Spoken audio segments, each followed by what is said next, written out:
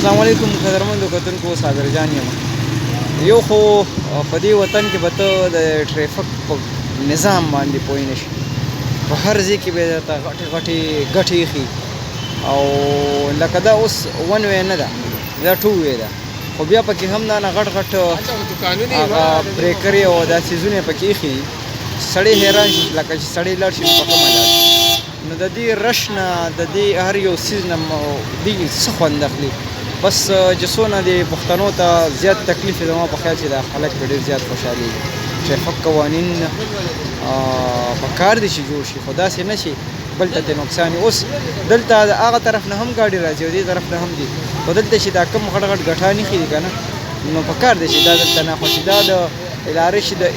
زړې ایمرجنسي چې کوم هغه ګیټ دی دا د هغې مخه ده او دلته دا غوبل تاسو کتی شي دا ګټان یادومه چې د دې ګټانو مطلب څه دی هغه طرف هم ته خلک را پرېږدي د دې طرف هم ته خلک پرېږدي د دې ګټانو مقصد څه دی چې دا دونه لویه لار تاسو ته